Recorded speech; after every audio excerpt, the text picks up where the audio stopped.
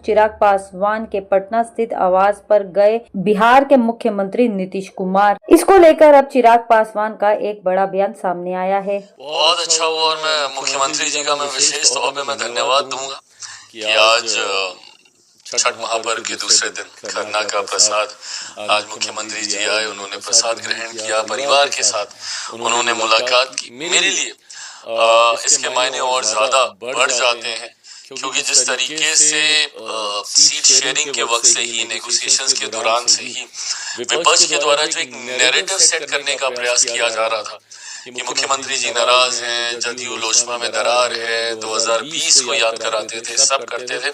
और मैंने तब भी कई बार ऑन रिकॉर्ड ये कहा था कि ऐसा कुछ भी नहीं है, व्हिच इज ट्रू।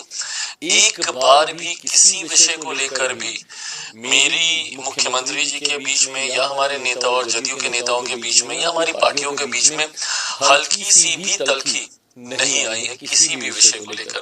बट फिर भी बार बार ये नैरेटिव, इन सीटों को लेकर नाराजगी चल रही है तो उन सीटों को लेकर नाराजगी चल रही है। मुझे लगता है आज हर वो व्यक्ति जिसने वो तस्वीरें या वीडियो देखे होंगे मुख्यमंत्री जी के, जो सहजता से, जिस अपनेपन के साथ वो आए, मेरे पूरे परिवार के साथ उन्होंने समय बिताया, ये दर्शाता है कि ये एक फॉल्स नैरेटिव और क्योंकि ऑपोजिशन को सूट करता है। आज जो पार्टी अपने आप को कहती है, राजद जैसी पार्टियां, कि भाई हम बड़ा दल है, आप कैसे बड़ा बने? क्योंकि उस वक्त एनडीए डिवाइडेड था, इसीलिए इसका लाभ आपको मिला। बट आज यूनाइटेड एनडीए आपको अच्छा नहीं लग रहा है, इसीलिए आप लोग झूठ बोल बोल के दरार दिखाने का प्रयास कर रहे हैं। बट मेरा मुख्यमंत्री जी आए, मोर देन एनीथिंग एल्स उनका आशीर्वाद मेरे लिए बहुत मायने रखता है, उसके लिए उनका आभार। करें, क्या फर्क पड़ता है? जब उनको सत्ता में आना ही नहीं है तो जितनी बड़ी बड़ी बातें करनी है करें, जितना भी झूठ बोलना है, कहने में क्या जा रहा है?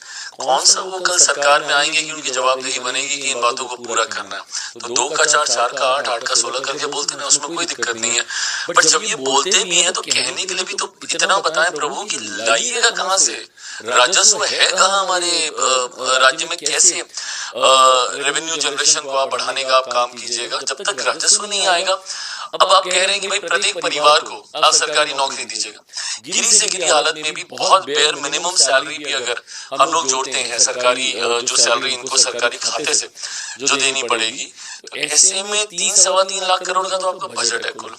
ये मिला के अगर हम बहुत कम भी लगाएं तो लगभग 7 से 9 लाख करोड़ के आसपास सैलरी का ही बजट जाएगा। प्लस उसके बाद जो इन्होंने और दुनिया भर की घोषणाएं कर दी हैं, तो कहाँ से लाइएगा पैसा?